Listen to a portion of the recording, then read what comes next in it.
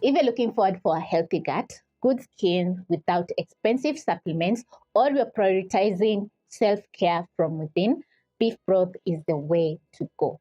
It's packed with lots of calcium, magnesium, and also collagen, which your skin needs to glow, and it's very easy to make. This is a kg of bones for making our soup, and whenever you're buying bones for your soup, always ask the butcher to give you some with bone marrow, because you're going to get more collagen and nutrients in your soup.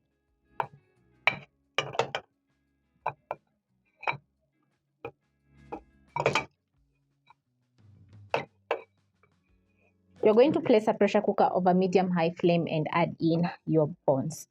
This is the first step to making your soup. So you're going to wait for the water to come to a boil, which is going to take around 3 to 5 minutes at most. Once the water comes to a boil, you're going to reduce the flames to low because it's going to froth a little bit. Then you're going to boil your bones for around 10 minutes.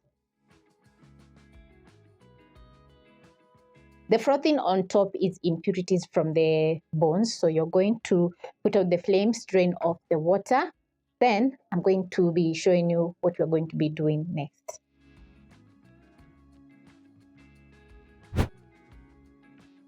Once done draining off the water, you're going to add in around 5 to 6 cups of water. Place the pot over medium-high flame, and next you're going to add in 8 to 10 black peppercorns. I always have some black peppercorns in my kitchen because there's so many uses, so many ways that you can use black peppercorns in cooking. I'm going to add in a tiny bit of salt. You can skip the salt so that when you enjoy the broth, you can add in some more salt to your own liking.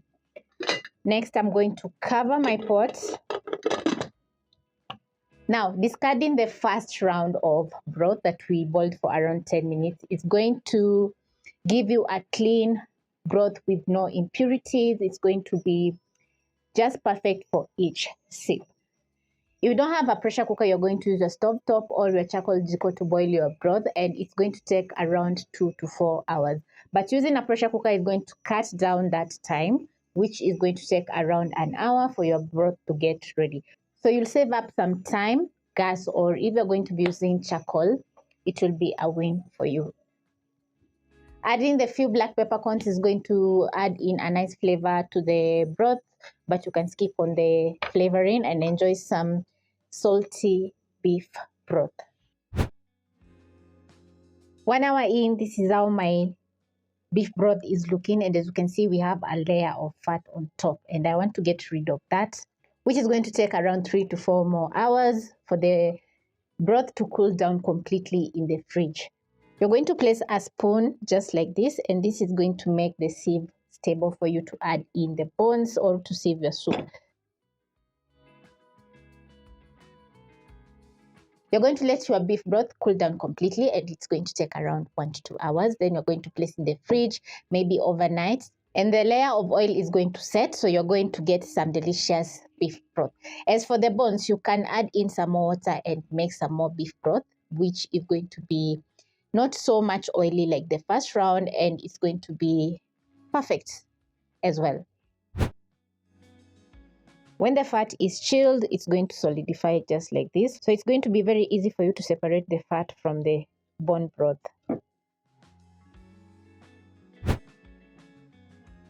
When you have all the oil from your broth, you're going to transfer back to a pot that is a smaller pot, and over medium flame, you're going to wait for everything to come to a boil so that you can enjoy some hot or warm beef broth.